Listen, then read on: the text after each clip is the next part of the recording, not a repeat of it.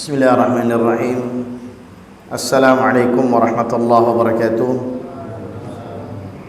Innal hamdalillah nahmaduhu wa nasta'inuhu wa nastaghfiruh wa na'udzu billahi min shururi anfusina wa min sayyiati a'malina. Man yahdihillah fala mudilla lahu wa man yudlil fala hadiya lahu. Asyhadu an la ilaha illallah wahdahu la syarika lahu wa asyhadu anna Muhammadan abduhu wa rasuluh la nabiyya ba'da wa ba'd. Para jamaah rahimani rahimakumullah jami'an, pada hari ini kita sedikit untuk memberikan nasihat tentang bulan Ramadan yang sudah melambai-lambai kepada kita. Bulan Ramadan sudah menunggu kita. Maka biasanya satu kebiasaan sebelum kita masuk pada bulan Ramadan, kita harus belajar apa yang harus kita lakukan di dalam bulan Ramadan nantinya. Maka ini ada salah satu nasihat yang diberikan oleh Syekh Abdus Salam Aswair, yang mana sudah diterjemahkan oleh teman kami yang mulia, yaitu Al-Ustadz Aslam Bamejubur, dan terjemahan tersebut saya editori, saya cek kembali berdasarkan apa yang sudah disampaikan oleh penerjemah. Para jemaah, Syekh Abdul Salam mengatakan, aku akan memberikan nasihat kepada kalian, mudah-mudahan tidak lama dengan izin Allah, biidznillah. Tentunya berkaitan dengan dekatnya bulan Ramadan, yang mana tinggal beberapa hari lagi kita akan memasukinya dalam bulan Ramadan. Mungkin setengah bulan lagi para jemaah. Telah datang sebuah hadis dari Anas ibn Malik radhiyallahu an, bahwasanya Nabi SAW memberikan kabar gembira kepada para sahabatnya ketika datangnya bulan Ramadan. Rasulullah SAW mengatakan, qad adhallakum syahrun karim, bulan yang mulia akan mendatangi kalian. Ya, hadis ini disebutkan oleh Syekh Albani dalam Ad-Dha'ifah, mengatakan hadis ini munkar.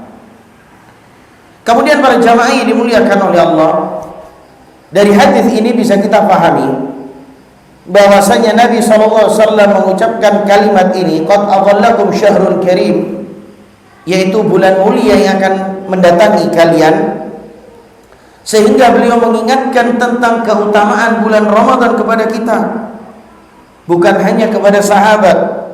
Maka apa yang dikatakan dan dikerjakan oleh Nabi Muhammad SAW untuk seluruh umatnya, ya, salah satunya adalah untuk kita. Dan Rasulullah SAW mengingatkan mereka tentang amalan-amalan yang hendaknya dilakukan di dalam bulan Ramadan, supaya tidak ada pencuri di dalam bulan Ramadan, supaya kita memanfaatkan bulan Ramadan dengan sangat bermanfaat. Ketika hendak memasuki bulan Ramadan, maka hendaknya seorang muslim mempersiapkan setidaknya cuma dua hal. Maka ini harus antum persiapkan dua hal ini para jamaah.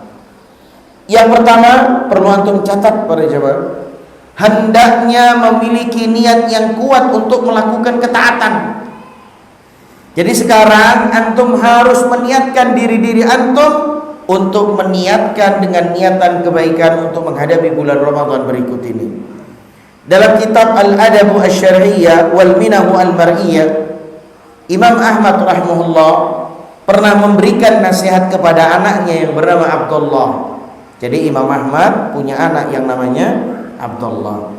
Ketika dia berkata kepada ayahnya, qala Abdullah ibn al-Imam Ahmad li abihi yawman awsini ya abati, seorang anak meminta wasiat kepada orang tuanya, wahai ayahku, berikanlah wasiat kepadaku. Lalu Imam Ahmad rahimahullah menasihati anaknya dengan perkataan, ya bunayya inwil khaira fa innaka la tazalu bi khairi ma nawaital khaira. Apa kata Imam Ahmad? Wahai anakku, berniatlah untuk melakukan kebaikan, Karena sejatinya engkau senantiasa berada dalam kebaikan selama engkau berniat untuk melakukan kebaikan. Jadi tidak ada ruginya seseorang meniatkan diri untuk melakukan kebaikan. Karena seseorang yang melakukan niat kebaikan, maka dia akan selalu melakukan kebaikan. Mereka selalu di dalam kebaikan.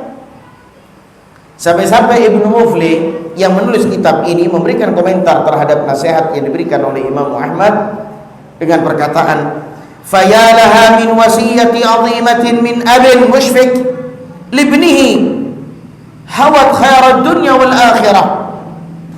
Apa katanya Ibnu Muflih rahimahullah? Betapa indahnya nasihat yang diberikan oleh seorang bapak yang menyayangi anaknya. Karena nasihat tersebut mencakup seluruh kebaikan dunia dan akhirat. Maka seorang ayah yang menasihatkan kepada anaknya untuk selalu meniatkan kebaikan, maka ini adalah mencakup seluruh kebaikan dunia dan akhirat. Maka para jamaah, jangan sampai kita mengatakan kepada anak kita, keluar malam tidak apa-apa, konser tidak apa-apa, yang penting sholat. Jangan. Ya, niatkan semua kebaikan. Ya, jangan diniatkan hal-hal yang semacam itu. Intinya para jamaah, perintahkan anak-anak kita untuk melakukan apa yang telah diperintahkan oleh Allah dan Rasulnya, dan perintahkan mereka untuk menjauhi semua larangan yang dilarang oleh Allah dan Rasulnya. Ini Masya Allah, kemudian para jamaah, maka hendaknya seorang muslim selalu memiliki niat untuk melakukan kebaikan. Maka paculah diri antum untuk selalu ingin melakukan kebaikan. Masjid butuh antum, masjid manggil antum, bergerak. Masyarakat membutuhkan kemampuan antum, segerakan para jamaah. Maka telah datang pada beberapa riwayat bahwa niatnya seorang mukmin itu lebih kuat daripada amalannya. Niatnya seorang mukmin itu lebih kuat daripada amalannya. Sehingga siapapun yang memiliki niat untuk melakukan amalan kebaikan, akan tetapi terhalang dari amalan tersebut, misalnya sakit, misalnya tidak mampu untuk melakukannya, atau ada kesibukan dan penghalang-penghalang yang lainnya, sesungguhnya Allah Subhanahu wa taala akan memberikan pahala atas niatnya meskipun dia tidak melakukan apa yang dia niatkan. Misalnya para jamaah yang dimuliakan oleh Allah, telah datang hadis yang sahih dari Nabi SAW. Beliau bersabda, "Idza maridal abdu aw sabir, kataba lahu kutiba lahu minal amal ma kana ya'malu wa huwa sahih muqim." Sesungguhnya jika seorang hamba itu sakit atau sedang melakukan perjalanan, maka dia akan tetap mendapatkan pahala atas amalan yang biasa dia lakukan ketika sedang sehat dan tidak melakukan perjalanan. Hadis riwayat Bukhari. Misalnya begini para jamaah, antum selalu sholat berjamaah di masjid 5 waktu. Ketika antum sakit, antum tidak bisa sholat di masjid karena antum sakit, tapi antum mendapatkan pahala sholat berjamaah meskipun antum berada di rumah antum sholatnya. Maka para jamaah ini dimuliakan oleh Allah Jalla Jalaluhu, ini adalah bentuk kasih sayang Allah, ini adalah bentuk rahmatnya Allah kepada hambanya. Ketika antum sering puasa Senin Kemis, ketika saat itu antum tidak bisa puasa Senin Kemis karena antum sakit, maka antum tetap akan diberikan pahala puasa Senin Kemis para jamaah. Tapi dengan landasan antum memang melakukan itu secara rutin. Kalau tidak pernah sholat jamaah, terus sakit, sholat sendirian di rumah, ya tetap dapat 1 derajat. Jangan minta 27 derajat. Di antara kasih sayang Allah terhadap umat ini secara khusus adalah bahwasannya umat ini akan mendapatkan pahala dari apa yang diniatkannya. Jadi belum melakukan amalan loh Pak, baru niat sudah mendapatkan kebaikan. Nabi SAW bersabda, "Man hamma bihasanatin falam ya'malha kutibat lahu hasanah, wa man hamma bihasanatin fa'amilaha kutibat lahu 'asharan ila 700 di'fin. Wa man hamma bi sayyi'atin falam ya'malha lam tuktab wa in amilaha kutibat. Maka di sini disebutkan oleh Rasulullah, siapapun yang memiliki keinginan yang kuat untuk melakukan sebuah kebaikan, akan tetapi akhirnya dia tidak mampu untuk melakukan kebaikan tersebut, maka akan ditulis baginya pahala satu kebaikan. Bayangkan para jamaah, seorang yang ingin melakukan satu kebaikan tapi dia tidak mampu untuk melakukan kebaikan itu, langsung dikasih pahala oleh Allah satu kebaikan. Kemudian, dan siapapun yang memiliki keinginan kuat untuk melakukan sebuah kebaikan dan dia mampu untuk melakukan kebaikan tersebut, maka akan dituliskan pahala baginya 10 kali lipat, bahkan sampai 700 kali lipat. Kemudian ini yang paling bagus ini para jamaah ya. Dan barang siapa yang memiliki keinginan kuat untuk melakukan keburukan dan belum dikerjakan keburukan tersebut, maka tidak ditulis sebagai dosa. Apabila dikerjakan dosa tersebut, maka akan ditulis sebagai satu dosa. Jadi antum kalau punya keinginan untuk melakukan dosa, maka antum tidak akan diberikan dosa oleh Allah, sampai sehingga antum melakukan dosa tersebut, Allah berikan dosa tersebut satu dosa, dan tidak dilipat gandakan seperti Allah memberikan lipat ganda kepada amalan kebaikan. Barang siapa yang melakukan amal kebaikan, barang siapa yang meniatkan amal kebaikan lalu melakukan amal kebaikan tersebut, dia akan mendapatkan 10 pahala, bahkan sampai 700 kali lipatnya. Tidak seperti dosa. Kalau antum melakukan dosa satu, ya dapat satu itu saja. Ini adalah rahmat Allah Subhanahu wa ta'ala. Para jamaah, ini merupakan bentuk kasih sayang Allah kepada umat ini yang notabene badan-badan mereka lemah, umur mereka pendek. Karena sejatinya jika kita bandingkan dengan umur umat yang lampau, maka umur umatnya Nabi Muhammad sangat pendek. Nabi Nuh alaihi salam mendakwahkan tauhid di tengah kaumnya selama 950 tahun, dan beliau memiliki umur sebelum berdakwah dan setelahnya, setelah terjadi banjir bandang, sehingga disebutkan jika riwayat ini benar para jemaah, bahwa total umur Nabi Nuh adalah 1050 tahun para jemaah. Bayangkan umatnya Nabi Muhammad ma baina sittin wa sab'in. Umatnya Nabi Muhammad itu antara 60 sampai 70. Allah Subhanahu wa ta'ala pasti mengetahui hal itu, dan Allah yang mentakdirkan itu, sehingga amal-amalnya antum, karena antum sebentar tinggal di dunia, maka Allah lipat gandakan amalan antum dan kita semua. Para jamaah, inti dari pembahasan ini adalah bahwa manusia dianjurkan untuk selalu memiliki niat untuk berbuat kebaikan, karena dengan niat yang kuat saja dia bisa mendapatkan pahala dari Allah Jalla Jalaluhu, meskipun akhirnya dia tidak dapat menunaikan apa yang diniatkan karena suatu hal. Akan tetapi amalan seperti apa yang semestinya kita niatkan, karena tidak semua perkara masuk dalam kategori ini. Kemudian yang kedua yang perlu antum catat, yang harus kita jalankan, bismillah,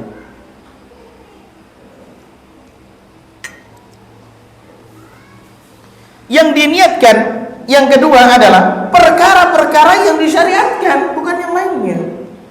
Jadi kalau antum ingin mau masuk Ramadan, perkara-perkara yang disyariatkan, yang diniatkan. Jangan, ini kalau Ramadan kira-kira nanti malam jalan-jalan ke pasar malam yang mana ya, yang ramai.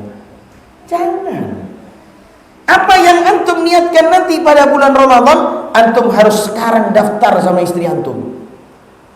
Nih, saya mau itikaf, saya mau buka bersama, sekalian kajian, saya mau sahur, sekalian itikaf, saya mau umroh. Katakan sama keluarga antum, kalau antum punya jadwal Ramadan dengan jadwal amal ibadah. Jangan jadwal, Mas nanti buka bersama di pasar malamnya, katanya ramai di situ kalau puasa. Nah ini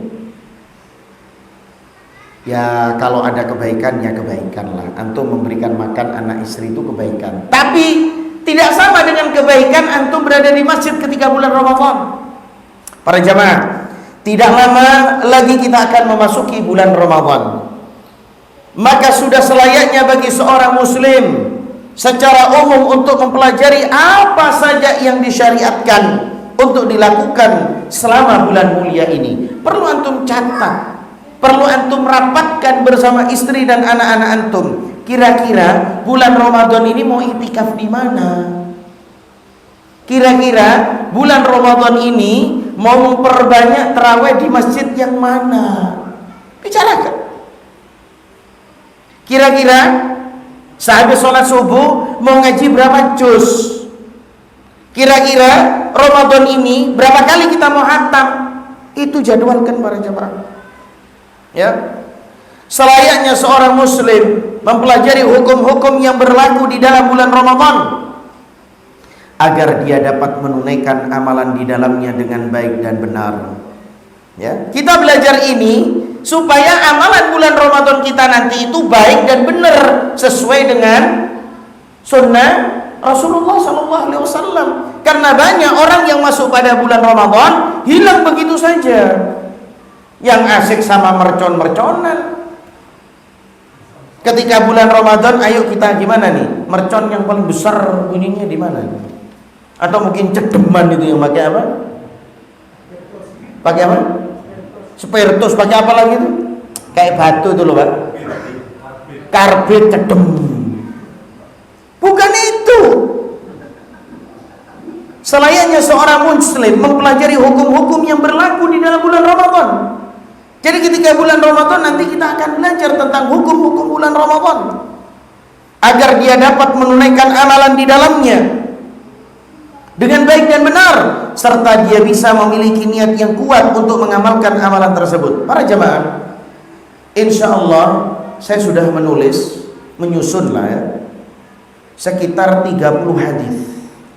Semua isinya tentang Ramadan, puasa, ya, terus kemudian qiyamul lail, terus kemudian i'tikaf. Itu antum baca satu hadis satu hari aja insya Allah, bermanfaat untuk Ramadannya antum. Dan ana juga pernah menulis satu buku juga Ramadan yang kemarin, itu tentang ayat-ayat yang berkaitan dengan Ramadan. Nanti insya Allah ana akan kirim bagi antum.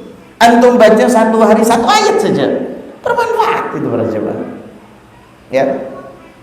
Kemudian para jemaah yang dimuliakan oleh Allah Subhanahu wa taala, serta dia bisa memiliki niat yang kuat untuk mengamalkan amalan tersebut, dan Allah adalah zat yang maha mulia.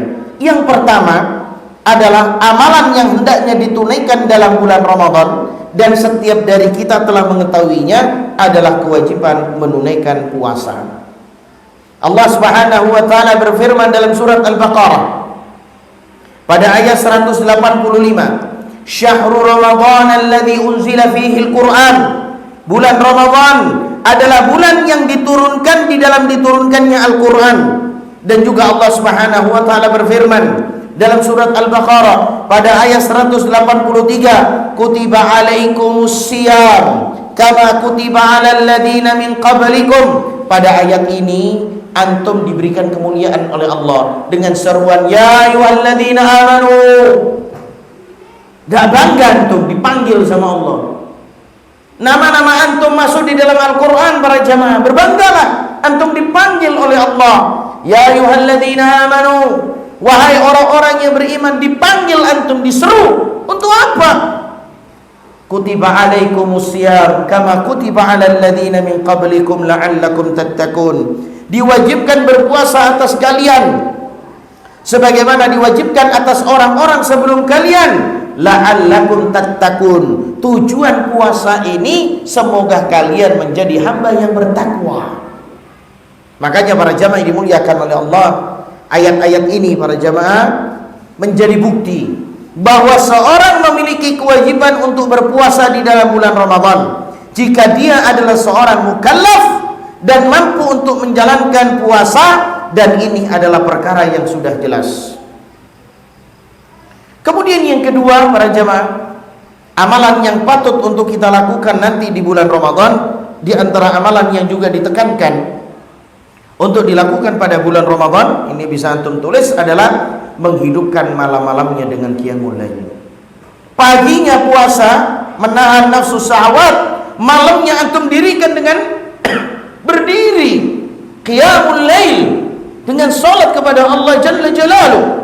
Nabi Muhammad SAW bersabda, "Man qama ramadhana imanan wa ihtisaban, ghufira lahu ma taqaddama min dhanbi." Siapa yang melakukan qiyamul lail pada bulan Ramadan atas dasar keimanan dan ingin mendapatkan pahala, maka Allah akan mengampuni dosanya yang telah lampau. Dalam hadis riwayat Bukhari dan Muslim. Para jamaah, bulan Ramadan adalah bulan tempat dihapuskannya dosa-dosa. Bulan Ramadan tempat dilipat gandakannya pahala. Jangan sampai antum terluput dalam waktu bulan Ramadan ini, para jamaah. Nabi Muhammad SAW juga bersabda, "Man qama lailatul qadri imanan wa ihtisaban, ghufira lahu ma taqaddama min dhanbi." Siapa yang melakukan qiyamul lail pada malam Lailatul Qadar atas dasar keimanan dan ingin mendapatkan pahala, maka Allah akan mengampuni dosanya yang telah lalu. Para jamaah, antum beramal dengan niatan ingin mendapatkan pahala dan dasar keimanan, antum akan berikan pahala oleh Allah Jalla Jalaluhu. Sebagian ulama menjelaskan hadis ini bahwa seorang yang melakukan sholat malam pada bulan Ramadan akan diampuni dosanya karena dua sebab. Sebab yang pertama, karena dia melakukan sholat malam selama bulan Ramadan. Sebab yang kedua, karena dia melakukan sholat pada malam Lailatul Qadar. Karena malam Lailatul Qadar merupakan salah satu malam dari bulan Ramadan. Para jamaah rahimani rahimakumullahu jami'an, maka sudah selayaknya bagi seorang muslim untuk bersemangat untuk menghidupkan malam-malam bulan Ramadan dengan melakukan sholat malam. Nabi SAW dahulu menghidupkan malam-malam bulan Ramadan dengan sholat. Begitu juga para sahabat setelahnya. Dan malam-malam bulan Ramadan masih terus dihidupkan dengan ditunaikan sholat di dalamnya oleh kaum muslimin sampai saat ini. Entah dengan sholat sendirian, entah dengan sholat berjamaah, dengan sholat tarawih, yang mana itu lebih afdal daripada sholat sendirian. Apalagi untuk kaum wanita, misalnya sholat sendirian di rumah-rumah mereka, mereka akan diampuni oleh Allah Subhanahu wa Ta'ala dan diberikan pahalanya. Para jamaah, kita juga harus tahu bahwa di antara karunia Allah yang sangat luas kepada kita semua adalah Allah akan memberikan pahala sholat malam kepada seseorang yang hanya menunaikan sholat wajib saja. Misalnya, ada di antara kita tidak bisa sholat tarawih karena di atas kendaraan, karena kita dalam keadaan safar, mungkin keluarga kita ada yang di rumah sakit, sehingga kita tidak bisa mengerjakan sholat tarawih. Ingat para jamaah, meskipun kita tidak bisa sholat tarawih, Allah akan mengganjar seakan-akan sholat semalam suntuk mengerjakan sholat wajib. Telah datang sebuah hadis dari sahabat Utsman dan yang lainnya bahwasanya Nabi Muhammad SAW bersabda, "Man shalla al-'isha fi jama'atin faka'annama qama nisfal lail, wa man shalla as-subha fi jama'atin faka'annama shalla laila kullahu." Apa kata Rasulullah? Barang siapa yang menunaikan salat Isya, maka seakan-akan dia telah menunaikan salat setengah malam. Dan barang siapa yang menunaikan salat subuh, maka seakan dia telah melakukan salat semalam suntuk. Hadis riwayat Muslim.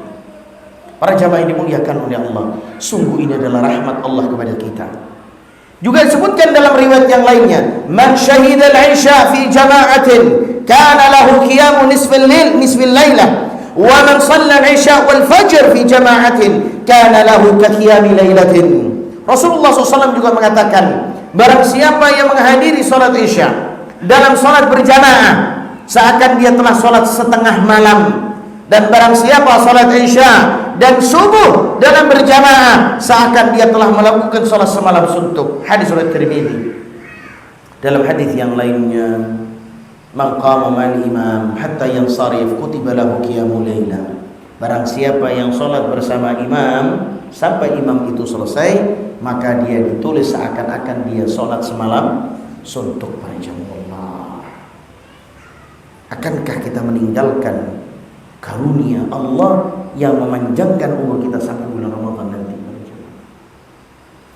Dalil seperti ini seharusnya mendorong seorang muslim untuk selalu bersemangat untuk menunaikan dua salat tersebut dengan berjamaah, yaitu salat Isya dan subuh. Maka barang siapa yang menunaikan salat Isya dan salat subuh bersama imam, tentunya berjamaah.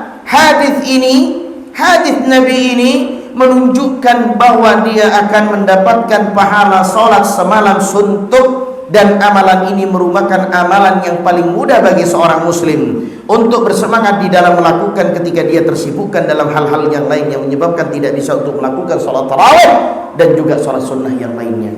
Para jamaah ini dimuliakan oleh Allah. Ketika seorang mampu, ketika seorang punya kesehatan, ketika seorang itu dia mempunyai himmah, semangat, dia melaksanakannya berjamaah, maka dia akan mendapatkan lipat-lipatan ganda pahala.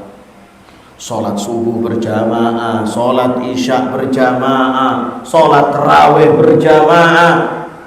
Bayangkan, seharusnya dia mendapatkan satu malam suntuk, dia mendapatkan satu hari itu dengan pahala 2 malam suntuk. Kalau dia terus melakukan ini dalam waktu bulan Ramadan 29 atau 30, maka seakan-akan dia selama 2 bulan malam-malam suntuknya dia gunakan untuk beribadah kepada Allah Jalla Jalaluhu. Para jamaah, adapun yang ketiga, di antara amalan yang juga disyariatkan untuk dilakukan pada bulan Ramadan adalah membaca Al-Quran. Para ulama menyebutkan tentang dianjurkannya membaca Al-Quran, terlebih khusus di dalam bulan Ramadan, sebagaimana firman Allah Jalla Jalaluhu dalam surat Al-Baqarah 185, Syahrul Ramadan alladzi unzila fihi Al-Quran hudan linnas wa bayyinatin minal huda wal furqan. Bulan Ramadan adalah bulan yang di dalamnya diturunkan Al-Quran sebagai petunjuk bagi manusia dan penjelasan-penjelasannya mengenai petunjuk itu dan pembeda antara yang hak dan yang batil, antara yang benar dan antara yang benar dan yang batil. Nabi sallallahu alaihi wasallam didatangi Jibril alaihi salam untuk mempelajari Al-Quran bersamanya, hingga pada tahun wafatnya Jibril datang 2 kali untuk mempelajari Al-Quran bersama Nabi sallallahu alaihi wasallam. Makanya setiap malam bulan Ramadan ada yang namanya tadarus Al-Quran. Maka tadarus itu ya tadarasun, itu diambil dari hadis Rasulullah SAW yang Rasulullah menceritakan bahwasanya Jibril malam bulan Ramadan mendatangi Rasulullah mengajarkan Al-Quran. Para jamaah, para ulama yang menjelaskan hadis ini menyebutkan bahwa dianjurkan bagi setiap muslim untuk menghatamkan Al-Quran pada bulan Ramadan minimal 1 kali berjamaah. Kemarin saya ditanya, mana yang lebih baik? Lebih banyak membaca Al-Quran atau sedikit baca Al-Quran tapi tafsirnya yang dibaca, ya, supaya dia lebih faham terhadap Al-Quran. Wallahu a'lam bishawab. Jawaban Syekh Sulaiman Ar-Ruhaili, maka yang terbaik ketika Ramadan adalah banyak membaca Al-Quran. Adapun tafsir nanti antum bisa pelajari, ya. Kemudian para jamaah yang dimuliakan oleh Allah Jalla Jalaluhu, maka bersemangatlah untuk minimal menghatamkan Al-Quran 1 kali pada bulan Ramadan, karena karunia Allah sangat luas, sangat agung, dan jangan engkau menghalangi dirimu sendiri dari mendapatkan karunia dan keutamaan agung tersebut. Para ulama, para jamaah biasa menghatamkan Al-Quran 3 hari, seperti Imam Bukhari menghatamkan Al-Quran 3 hari, ya. Kemudian Utsman ibn Affan, sahabat Rasulullah SAW radhiyallahu an, menghatamkan Al-Quran setiap malam, Pak. Bayangkan para jamaah, setiap malam. Imam Syafi'i menghatamkan Al-Quran sehari 2 kali, Pak. Ini jangan sekuton. Itu menghatamkan Al-Quran 2 kali gak kerja Imam Syafi'i. Nah, magawe lah itu. Kok sampai 2 kali? Para jamaah, para ulama itu 11 bulan dia kerja untuk 1 bulan. Itu para ulama. Imam Ahmad kalau mau cari hadis kerja dulu, Pak. Setelah kerja baru dia berangkat cari hadis. Imam Bukhari juga begitu. Jangan kita langsung nuduh mereka tidak kerja, tidak megawe. Podo, Pak. Makan dari mana kalau tidak megawe, Pak? Ya. Kemudian para jamaah yang keempat, di antara amalan yang hendaknya juga dilakukan pada bulan Ramadan adalah sering-sering berdiam diri di masjid. Telah datang sebuah hadis dari sahabat Abu Hurairah radhiyallahu anhu bahwasanya beliau menceritakan apa yang terjadi di antara para sahabat Nabi, bahwa ketika masuk bulan Ramadan mereka mengatakan nalzamul masajid nahfadhu siyamana. Apa kata para sahabat, para jamaah? Kita harus sering-sering berdiam diri di masjid demi menjaga puasa kita. Jadi antum kalau ingin menjaga puasa antum sering di masjid. Ya. Riwayat ini menunjukkan bahwasanya ketika seorang sering berdiam diri di masjid, walaupun sejenak, sebelum sholat atau setelahnya, dia akan mendapatkan pahala yang sangat besar dari Allah Jalla Jalaluh. Karena sejatinya seorang akan terus mendapatkan pahala salat selama dia menunggu salat, seperti yang antum lakukan ini. Antum niatkan mulai antum salat maghrib menunggu salat Isya. Dengan adanya kajian ini, maka antum masih berada di dalam pahala salat. Kemudian para jamaah,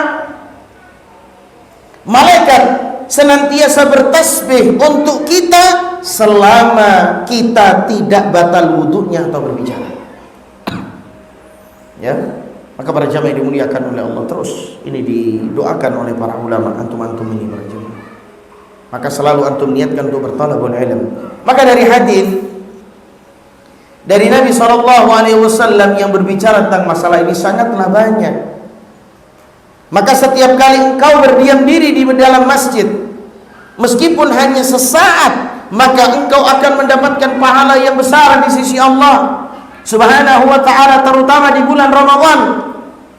Dan juga ada sebuah riwayat dari Abdullah ibn Unais Al-Juhani, bahwa beliau menceritakan tentang ayahnya Abu Unais Al-Juhani radhiyallahu anhu, bahwa ayahnya pernah mendatangi Rasulullah sallallahu alaihi wasallam, kemudian berkata, "Ya Rasulullah, inni imamu qaumi fil badiyah, faj'al li lailata ati masjidaka." Wahai Rasulullah, aku adalah seorang imam di tengah kaumku di pedalaman. Tentukanlah untukku satu hari agar aku bisa mendatangi masjidmu. Ya. Kemudian Nabi Muhammad SAW mengatakan, "Inzil lailata 23."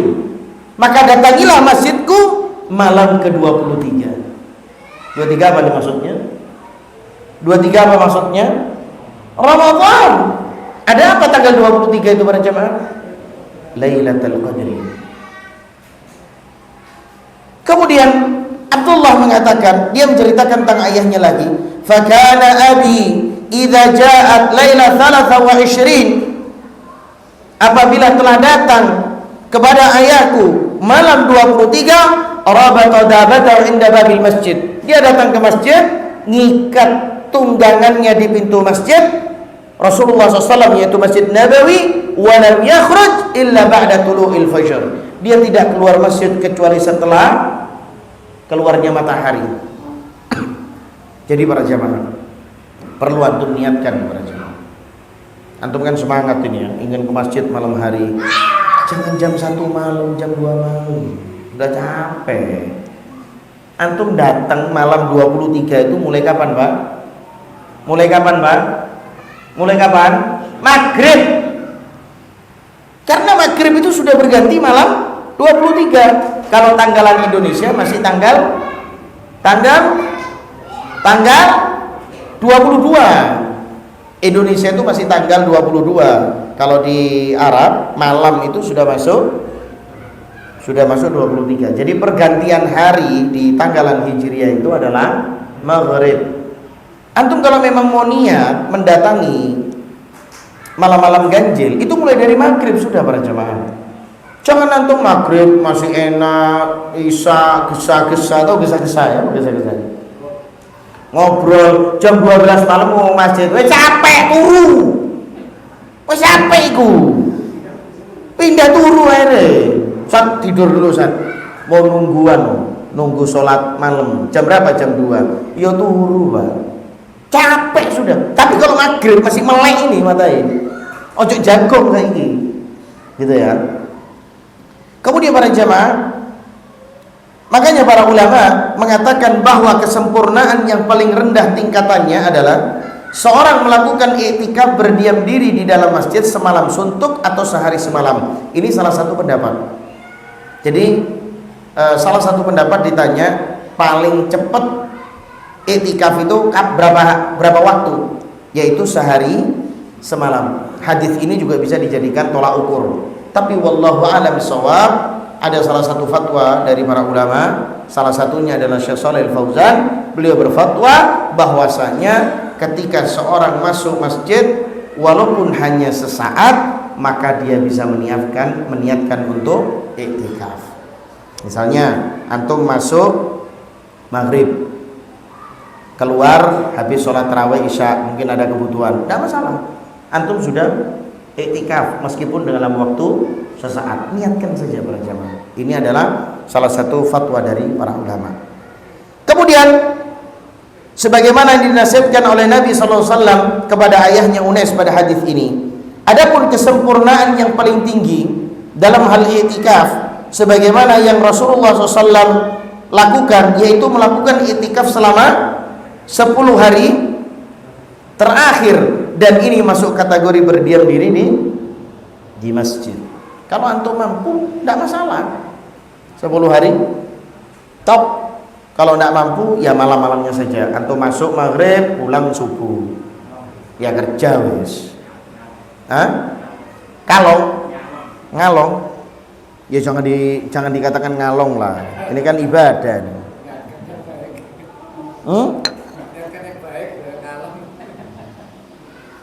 Kemudian yang kelima, di antara amalan yang dianjurkan untuk dilakukan selama bulan Ramadan sebagaimana disebutkan oleh para ulama adalah bersemangat dalam mengeluarkan sedekah. Dalam mengeluarkan sedekah, entah itu sedekah yang wajib seperti zakat ataupun sedekah yang sunnah. Sebuah hadis dari jalur sahabat Ibnu Abbas radhiyallahu anhu bahwasanya beliau berkata, "Kana Rasulullah SAW ajwadan nas wa kana ajwadu ma yakunu fi Ramadan hina yalqahu Jibril wa kana yalqahu fi kulli lailatin min Ramadan fayudarisuhu al-Qur'an fala Rasulullah sallallahu alaihi wasallam ajwadu bil khair min ar-rihil mursalah." Nabi SAW adalah manusia yang paling dermawan, dan kedermawanan Nabi bertambah ketika masuk bulan Ramadan, ketika Jibril mendatanginya untuk mempelajari Al-Quran bersama Nabi, dan kedermawanan Nabi itu melebihi dermawannya angin yang berhembus. Hadis riwayat Bukhari dan Muslim. Nah ini para jamaah, ini kan masih bulan Sya'ban, antum sekarang nabung untuk sedekah di bulan Ramadan, Pak. Antum punya apa? Antum punya makanan apa? Keluarkan. Kalau di tempat kami para jamaah itu sampai ibu-ibu itu setiap hari cuma mengeluarkan teh. Tidak apa-apa, keluarin tehnya untuk makan berbuka para jamaah. Antum bisa siap kopi satu teko keluarkan. Antum bisa gorengan keluarkan. Kan tidak harus berjuta-juta tuh beramal itu, Pak. Antum punya buahnya keluarkan setiap hari, Pak. Tidak apa-apa. Antum bikin sirup apa? Kurma, surma, susu kurma antum buat, bagikan sirup, bagikan gitu, Pak. Jangan nunggu orang lain. Apa yang antum miliki keluarkan semuanya itu. Gitu. Kemudian para jamaah, di antara hal yang masuk dalam kategori kedermawanan dalam bulan Ramadan adalah sedekah yang wajib atau disebut dengan zakat. Dari riwayat Utsman radhiyallahu an bahwa beliau berkata kepada kaum muslimin, "Hada syahru zakatikum. Faman kana alaihi dainun falyuaddi dainahu hatta tahsula amwalukum fatu'adduna minhu zakah." Ini adalah bulan zakat kalian. Maka barang siapa yang memiliki tanggungan hutang, hendaklah ia melunasinya sehingga kalian dapat menghitung harta kalian dengan bersih, lalu kalian menunaikan zakat darinya. Yang masih punya hutang, lunaskan hutang-hutang antum. Tafadhal.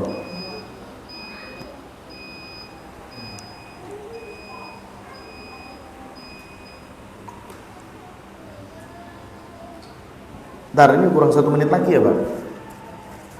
Kurang 1 menit ya?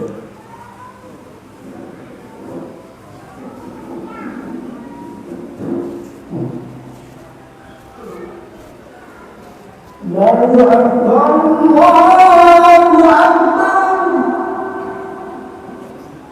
Allah.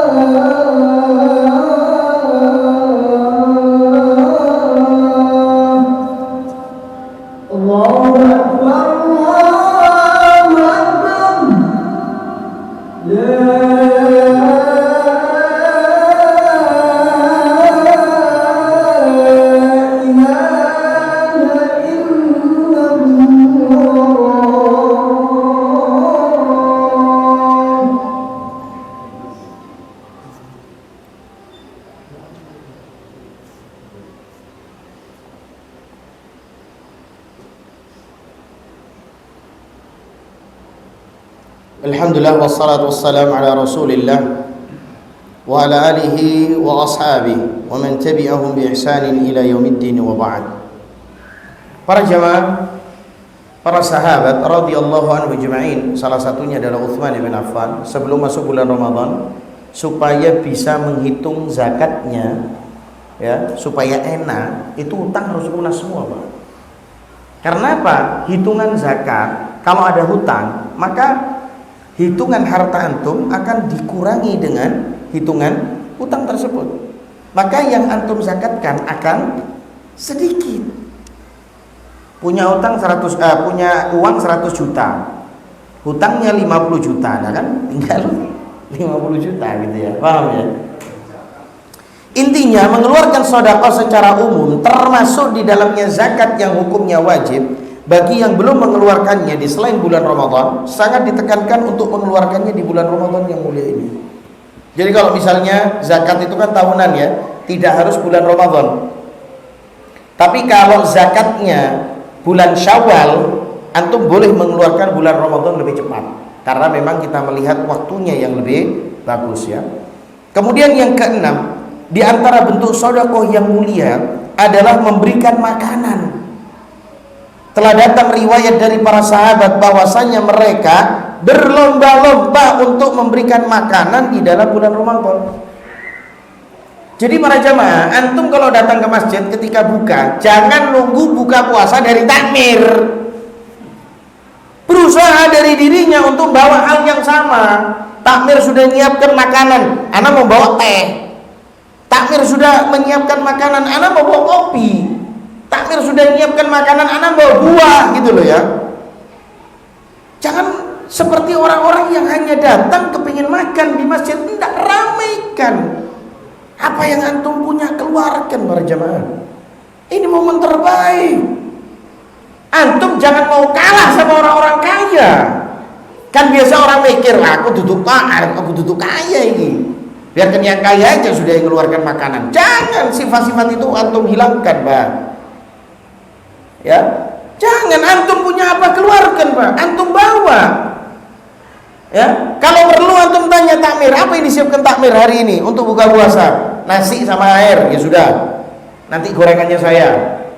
Nanti kurmanya saya. Nanti buahnya saya, sirupnya saya, tehnya saya, kurmanya saya. Harus begitu, Pak. Berlomba-lomba antum. Para jamaah, mungkin yang menjadi sandaran para sahabat berbuat demikian adalah sebuah hadis. Ya, dari Nabi SAW, beliau bersabda, "Man fattara sha'iman kana lahu mithlu ajrih." Barang siapa yang memberikan makanan untuk orang yang berbuka puasa, maka dia akan mendapatkan pahala seperti orang yang berpuasa. Hadis At-Tabrani. Maksud memberikan makan buka puasa bisa jadi berupa makanan yang disuguhkan di awal malam ketika berbuka, dan bisa jadi bermakna makanan apapun meskipun tidak disuguhkan ketika sedang berbuka. Dari para ulama, ada yang berpendapat bahwa makanan tersebut maksudnya untuk berbuka. Ada pula yang berpendapat bahwa makanan tersebut maksudnya adalah makanan apapun yang disuguhkan kepada orang yang berpuasa. Bisa jadi ketika i'tikaf, orang yang ngaji, orang yang pengajian ikut daurah ketika habis salat Isya, kan butuh makan orang-orang i'tikaf itu, supaya mereka tidak keluar masjid untuk cari makan. Antum siapkan makanannya. Tidak harus berbuka para jemaah. Karena hadis ini dipahami oleh para ulama, sebagiannya adalah makanan berbuka. Ketika berbuka itu ada juga makanan yang penting antum kasih makanan orang yang berpuasa, antum dapat pahala yang sama. Ya, jangan mau kalah para jemaah. Jangan selalu mikir aku tidak punya, aku tidak bisa, aku tidak bawa apa-apa. Jangan mikir itu. Apa yang antum punya bawaan? Air putih bawaan, Pak. Murah itu satu dus 15.000 bawaan. Gitu para jemaah. Dan seorang hendaknya senantiasa berbaik sangka kepada Allah Jalla Jalaluh, karena Allah Subhanahu wa taala adalah zat yang maha mulia. Yang ketujuh, di antara hal yang juga sangat penting untuk kita perhatikan pada bulan Ramadan adalah menjaga lisan kita, Pak. Sesungguhnya para sahabat dahulu benar-benar menjaga lisan mereka, dan Nabi SAW menghukumi dua orang wanita yang tidak menjaga lisannya pada saat bulan Ramadan dengan mengatakan la lam tasuma. Mereka berdua sejatinya tidak puasa. Maka dalam hadis ini ada sisi kelemahan, akan tetapi hadis tersebut disebutkan oleh para ulama dengan tujuan memberikan peringatan dan nasihat. Sehingga seorang muslim dituntut untuk selalu bersemangat pada siang bulan Ramadan dan malamnya. Karena siang dan malam di bulan Ramadan sejatinya adalah sama. Seorang muslim selalu dituntut untuk menjaga lisannya, sehingga menjaga diri agar tidak menghina siapapun. menjaga diri agar tidak mencaci siapapun, menjaga diri agar tidak menghibai siapapun, entah itu anak kecil, orang dewasa, entah itu kerabat dekat atau orang yang jauh dari kita. Ustaz, ini kan malam Ustaz, jadi tidak apa-apa kita ngomongkan orang, kita kan tidak puasa, podo, mau malam mau siang podo, ya. Dan menjaga lisan merupakan perkara yang sangat penting, terutama bagi para penuntut ilmu. Dan banyak sekali di antara manusia terkadang datang kepadanya sebuah permasalahan yang memancing amarahnya, sehingga akhirnya dia mengeluarkan cacian, mengeluarkan hinaan. Akan tetapi perhatikan bagaimana Nabi SAW mengingatkan, fa in sabbahu ahadan aw qatalahu falyakul inni imru'un sha'im, inni imru'un sha'im.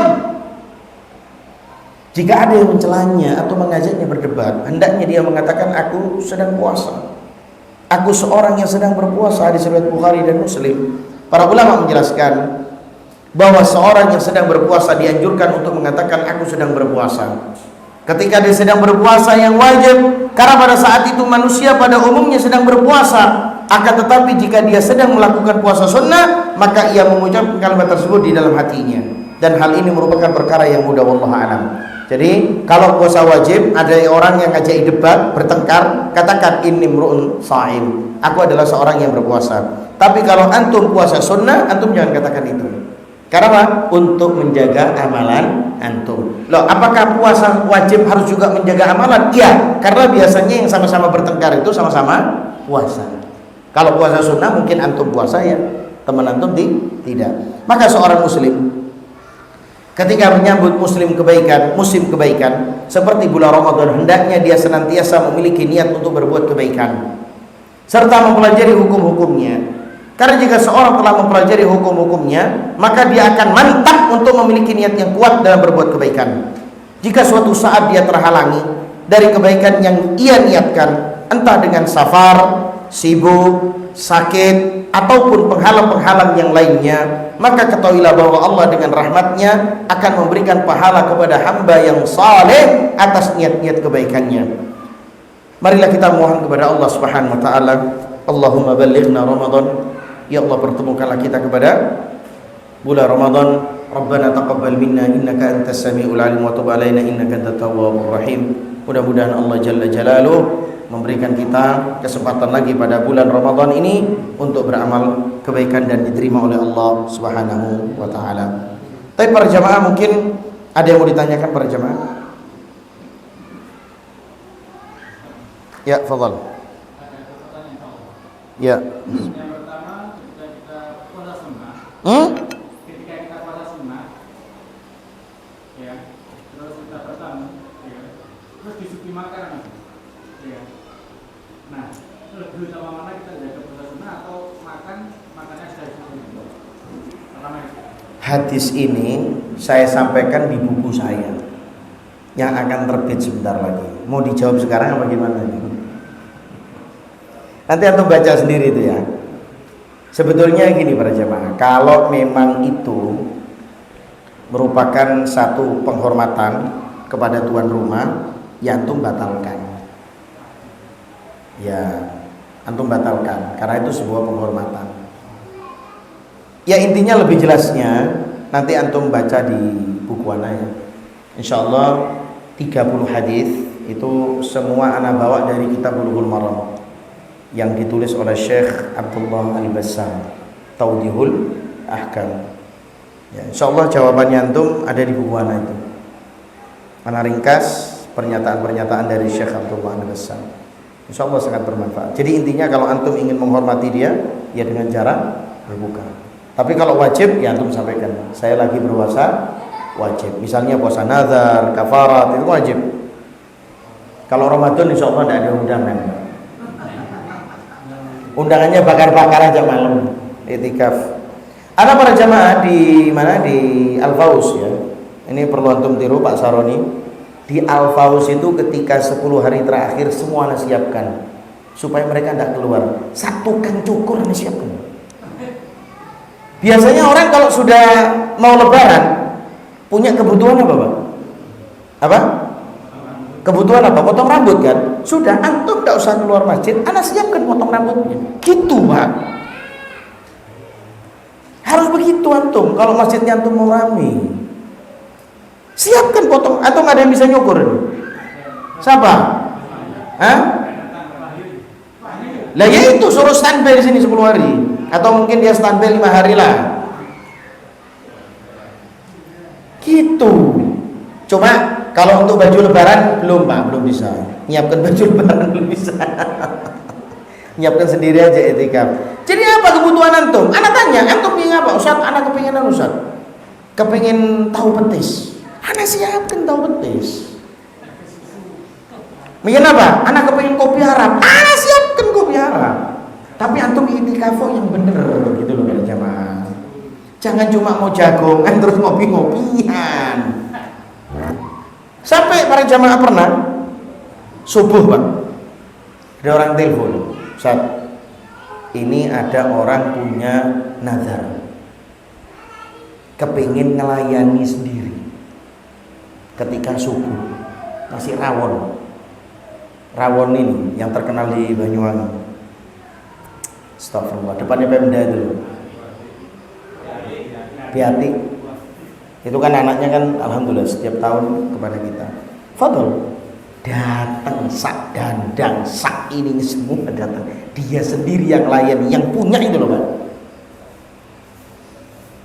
Bayangkan Pak. Itu tanggal 27 Ramadan kalau nggak salah. Malam itu. Subhanallah. Bayangkan Pak. Antum jangan mau kalah. Jangan mau kalah antum. Apa yang ada siapkan semua. Sekarang perlu dipersiapkan itu. Baik, pertanyaan kedua. Yang kedua juga ada dua pernyataan tentang malam Lailatul Qadar. Ada satu pernyataan itu kan mulai ke malam, mulai maghrib sampai fajar yang ada. Nah, yang disebut malam Lailatul Qadar itu ya udah mulai maghrib sampai fajar. Terus yang kedua ada yang beranggapan kalau malam Lailatul Qadar itu turunnya seperti malam fajar. Nah, yang benar ya Mas. Siapa yang ngomong sepertiga malam saja? Coba. Inna anzalnahu. Ada kalimat setengah malam dari situ. Tidak ada. Lailatul Qadri. Artinya apa? Semalam itu. Coba ayo. Inna anzalnahu fi Lailatul Qadri. Ayo. Artinya apa? Ada enggak yang mengartikan Lailah itu sepertiga malam? Antum buka tafsirnya dulu di situ. Antum buka dulu tafsirnya. Kalau keutamaan malam di sepertiga malam, iya. Paham ya? Ada beda loh Pak ya.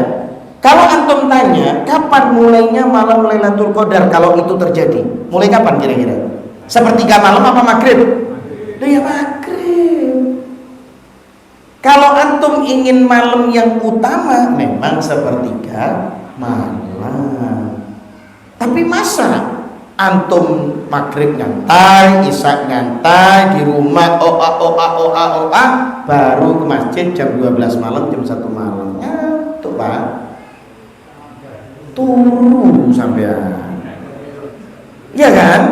Coba antum dari maghrib di masjid ketika mencecil kayak gini, ngaji yuk saya ngakeh. Iya, sampai sak ngantuk-ngantuk ya. Jam 11, jam 12 ngantuk turu. Enggak apa-apa, 1 jam lagi bangun lagi ngaji lagi gitu loh Pak. Saya di Al-Faus Pak Saroni ya.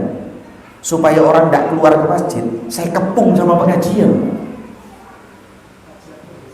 Subuh kajian, sore kajian, habis sholat tarawih dahulu. Bayang, jam 9, jam 10 malam baru ibadah sendiri ngaji. Supaya tidak keluar dari masjid. Karena kita di para sahabat lazimul masajid wa nahwu. Siapa? Suruh ngaji terus jos, dikasih tahsin sorenya gitu loh Pak. Diantem itu semua gitu. Biar kita keluar masjid. Saat megawai, saat pikiran dewe. Jadi sekarang pikiran. Loh kan pikirannya beda-beda. Antum pikirannya kerja, saya pikirannya takmir masjid. Gimana caranya? Anak datang ke antum terus. Anak mikirkan antum ini rambutnya panjang apa segala macam, gimana caranya supaya antum tidak keluar? Datang ke tukang cukur, betul enggak? Nah, cuma supaya tidak keluar beli baju baru, saya belum bisa belikan baju baru. Ya paling bagi-bagi sarung lah. Biasanya seperti itu. Gitulah para jemaah. Antum butuh sarung ini untuk bagi-bagi, telepon orang, ente punya sarung enggak? Punya, bagi ini. Tanya intikaf, bagi sarung pakai lebaran. Jangan pernah menutup kebaikan loh jemaah. Ya. Antum bisa bawa satu teko teh bawaan. Jangan semua takmir semua. Listrik takmir, makan takmir, jomblo takmir ini. Kemana antum ini? Ayo semua digerakkan Ramadan ini. Gitu. Paham ya? Paham sudah ya? Inna anzalnahu fi. Lanjutkan lagi. Ayat yang kedua, Lailatul Qadri. Baik. Yang ketiga,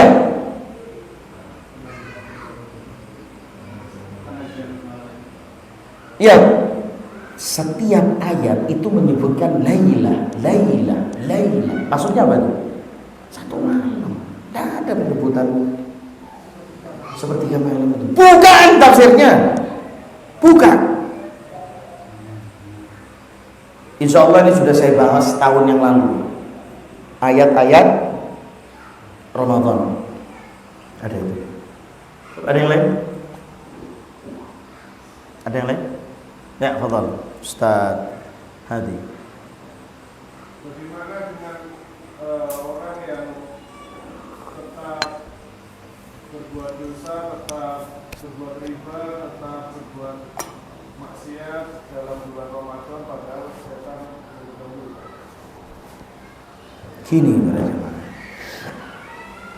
Maksudnya setan yang dibelenggu itu, antum menghentikan mereka dengan cara berpuasa. Jadi ketika antum berpuasa, setan mau gudo antum ini tidak bisa, karena antum tidak makan. Jadi setan ini hanya menggoda orang-orang yang kenyang.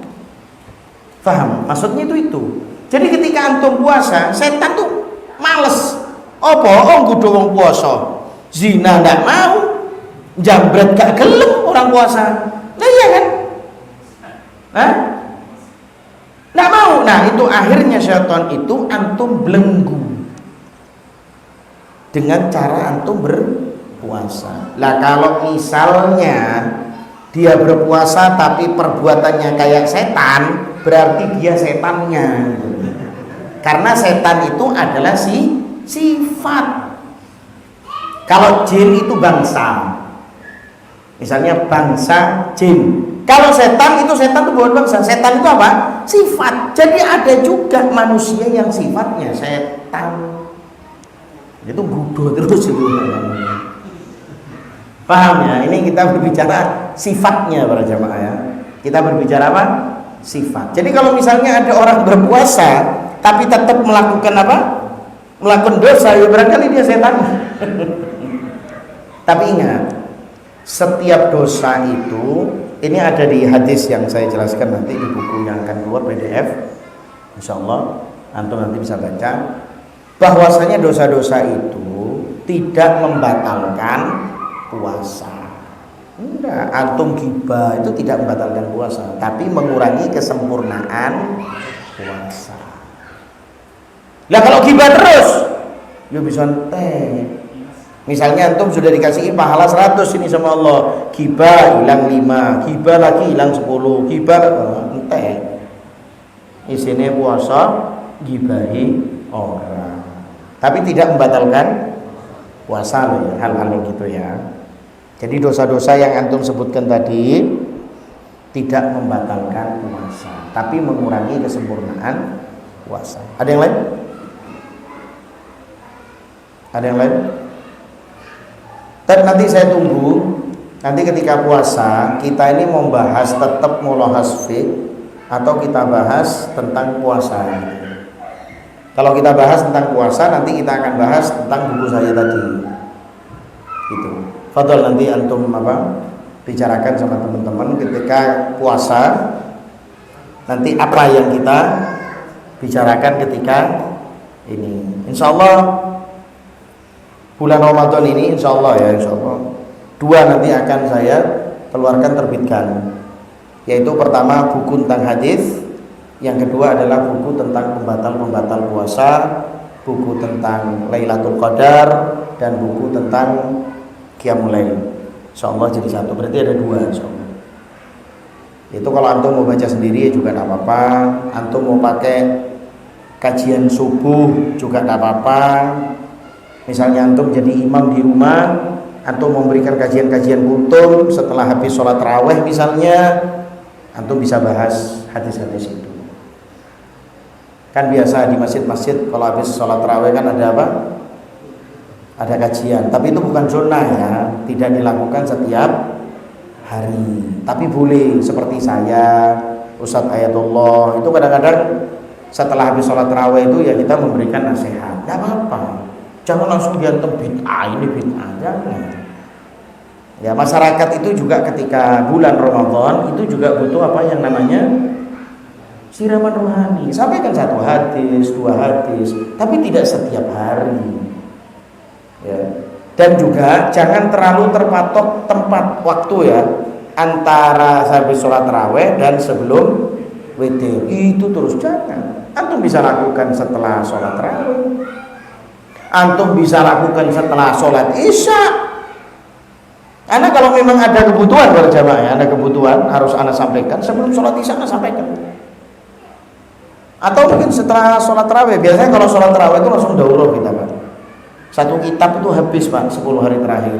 Ustadz Ayatullah pernah membahas Arba'in Nawawi 40 hadis 10 malam. Pernah. Ya kalau rumahnya antum deket ya enak. Ya kalau tidak deket ya juga tidak apa-apa. Malam misalnya ke sana, habis subuh pulang. Tidak apa-apa. Kalau kalau tidak kuat bikin di sini. Pak Yoyo hari pertama misalnya ngisi tentang hadis. Tapi jangan jawab pertanyaan Pak. Ngisi aja Pak. Allah alam sallallahu alaihi wa sallam Muhammad wa ala alihi wa man tabi'ahum bi ihsan ila yaumil din. Assalamualaikum warahmatullahi wabarakatuh.